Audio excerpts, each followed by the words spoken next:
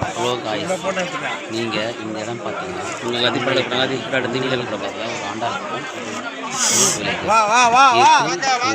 சித்திரை கிழமையில் திருவிழா நடப்பதாக இருக்கும். ஆனால் அந்த திருவிழாவில் சிறிய கிராமம் தான். அந்த கிராமத்தில் திருவிழா நடக்கும்போது அன்னதானம் போடுவது ஒரு வழக்கம்.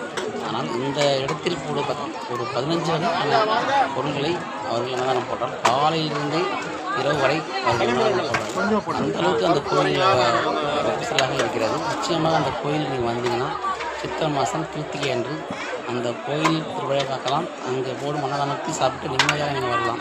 இதை நீங்கள் எப்போது வேணாலும் கோயிலை பார்க்கும்போது நிச்சயமாக ஒரு ஆச்சரியமாக இருக்கும். அந்த கோயில் அவ்வளோ சிறப்பாக இருக்கிறது. சிறிய கோயில் தான்.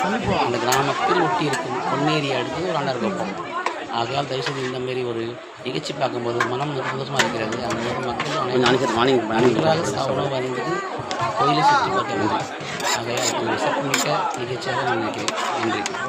லைட்டாக ஐஸ்கிரீம், அப்பளம், பொரியல், காரக்குழம்பு, ரசம், ரோஸ் மில்க், பாயாசம், மோர் ஆகியவற்றை இங்கே மிக அற்புதமாக பரிமாறார்கள். இது இல்லாமல் குடிக்கும் தண்ணீர் அப்படியே கொடுக்கப்படுகிறது. ஆகையால் எவ்வளோ கோயில் இருந்தாலும் இந்த கோயில் ஒரு சிறிய கோயில். இந்த எவ்வளோ மக்களுக்கு உணவளிப்பது மிக மிகப்பெரிய ஒரு கடவுள் இருப்பது அப்புறம். ஆனால் இருக்கும் நிகழ்ச்சிகளில் பார்க்கும்போது அந்த மக்கள் அவ்வளோ பிரம்மாண்டமாக செயல்படுத்தி உணவளிக்கிறார்கள்.